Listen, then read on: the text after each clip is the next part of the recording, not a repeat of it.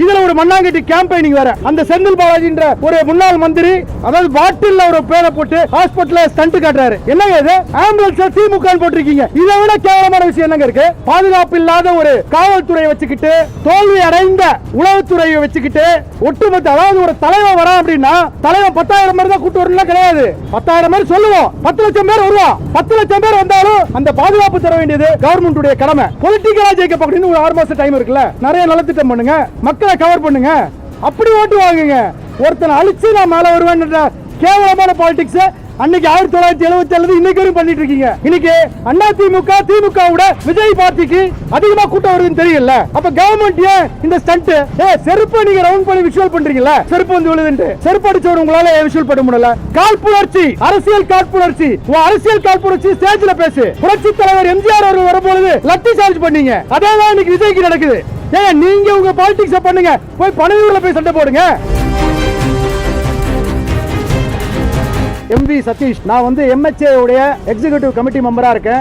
All India seats Ambedkar advocate association உடைய national செக்ரட்டரியா இருக்கேன். இந்த சந்திப்புக்கு முக்கிய காரணம் என்னவென்றால், ஒட்டுமொத்த தமிழக வழக்கறிஞரின் சார்பாக ஒரு குரலாக, ஒரு குமுறலாக, ஒரு வருத்தமாக இந்த பதிவை நான் சொல்லணும்னு விருப்பப்படுறேன். நேற்றைய முன்தினம் கரூரில் நடந்த ஒரு மிகப்பெரிய வருத்தமான நிகழ்வு தமிழக மக்கள் மட்டுமில்லாமல், உலக தமிழ் மக்கள் மட்டுமல்லாமல் ஒட்டுமொத்த வழக்கறிஞர் சமுதாயத்துக்கும் ஒரு வருத்தமான மனக்குமுறல்களை தரக்கூடிய ஒரு விஷயமாக நடந்தது. மக்கள் கிட்ட ஒண்ணே கேட்கிறேன், மக்களே ரொம்ப வருத்தமா இருக்கு. நீங்க வந்து சேஃப்டி இல்லாம இந்த மாதிரி ஒரு கூட்ட நெரிசல்ல மாட்டிக்கிட்டு இந்த மாதிரி நீங்க வந்து உங்க குடும்பத்துக்கு ஒரு மிகப்பெரிய இழப்பா இருக்கிறது என்னால தாங்க முடியல. ஒட்டுமொத்த குடும்பம் இழந்து தவிக்கும் எல்லா குடும்பத்துக்கும் என்னுடைய மன்னிப்பு கேட்டுக்கிறேன். ரொம்ப வருத்தமா இருக்கு. இந்த நிகழ்வை நினைக்கும் போது ரொம்ப வருத்தமா இருக்கு.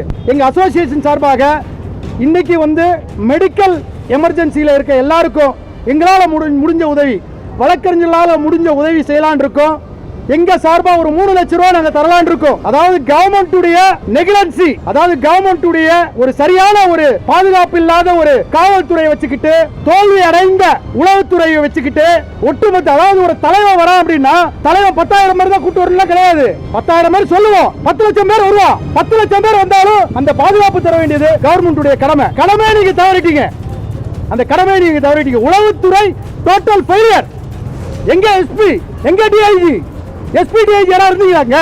இன்னைக்கு அண்ணா திமுக திமுகவோட விஜய் பார்ட்டிக்கு அதிகமா கூட்டம் வருதுன்னு தெரியல. அப்ப கவர்மெண்ட் ஏன் இந்த ஸ்டண்ட்? யார் உள்ள வந்தது? 1000 பேர் எக்ஸ்ட்ரா வந்து தள்ளுமுள்ளு பண்ணி, கத்தி எடுத்து வெட்டி, செருப்பு எடுத்து அடிச்சு, செருப்பு நீங்க ரவுண்ட் பண்ணி விஷுவல் பண்றீங்கல்ல, செருப்பு வந்து விழுதுன்னு. செருப்பு அடிச்சவர் உங்களால விஷுவல் பண்ண முடியல. ஏன் தூக்கல? இது வரைக்கும் இன்வெஸ்டிகேஷன் வளையத்துக்குள்ள வரலாம சொல்ல முடியாது. ஏன்னா அது நம்ம தானே செஞ்சோம். அப்புறம் எப்படி சொல்ல முடியும்? காழ்ப்புணர்ச்சி, அரசியல் காழ்ப்புணர்ச்சி. அரசியல் காழ்ப்புணர்ச்சி ஸ்டேஜ்ல பேசு. புரட்சி தலைவர் எம்ஜிஆர் அவர்கள் வரும்போது லத்தி சார்ஜ் பண்ணீங்க. அதேதான் இன்னைக்கு விஜய்க்கு நடக்குது. நீங்க உங்க பாலிடிக்ஸ் பண்ணுங்க, போய் பனையூர்ல போய் சண்டை போடுங்க, ஸ்டேஜ் போட்டு சண்டை போடுங்க. மக்கள்கிட்ட எங்க காட்டுறீங்க? தமிழக மக்கள்கிட்ட எங்க காட்டுறீங்க? வழக்கறிஞர் எங்களுக்கு எங்களுடைய ஆதகமே நீங்க மக்கள்கிட்ட காட்டுறதா? இதுல ஒரு மண்ணாங்கட்டி கேம்பெயினிங் வேற. அந்த செந்தில் பாலாஜின்ற ஒரு முன்னாள் மந்திரி அதாவது பாட்டில்ல ஒரு பேரை போட்டு ஹாஸ்பிடல்ல ஸ்டண்ட் காட்டுறாரு. என்னங்க இது? ஆம்புலன்ஸ்ல திமுக போட்டிருக்கீங்க. இதை விட கேவலமான விஷயம் என்னங்க இருக்கு? கேவலமான ஸ்டண்ட் பாலிடிக்ஸ் இது. ஒருத்தன் வளர்றான்னா, மக்களுக்காக வளர்றானா, நீங்க என்ன பண்ணணும்? பொலிட்டிக்கலா ஜெயிக்க பார்க்கணும். ஒரு 6 மாசம் டைம் இருக்குல்ல, நிறைய நலத்திட்டம் பண்ணுங்க, மக்களை கவர் பண்ணுங்க, அப்படி ஓட்டு வாங்குங்க. ஒருத்தனை அழிச்சு நான் மேல வருவேன் கேவலமான பாலிடிக்ஸ் அன்னைக்கு 1977 இன்னைக்கு வரைக்கும் பண்ணிட்டு இருக்கீங்க.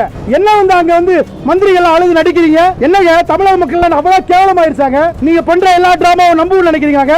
வழக்கறிஞர் நாங்க நம்ப மாட்டோங்க. அதாவது நான் ஒரு கொலை பண்றேன், என்கிட்ட விசாரணை வந்தா நான் கரெக்டா பாப்பனா? சார் ஒன் மேன் கமிஷன் எதுக்கு சார்? ஒன் மேன் கமிஷன் எதுக்கு? திமுக ஆட்சி வந்து ஒன் மேன் கமிஷன் ஒண்ணுமே வேலைக்கு ஆகல சார். ஆர்வ கமிஷன் என்னங்க ஆச்சு? பாக்கி சொல்ல அந்த ஒன் மேன் கமிஷன் அதுல என்னாச்சு சார்? நல்ல ரிசல்ட் வராது சார்.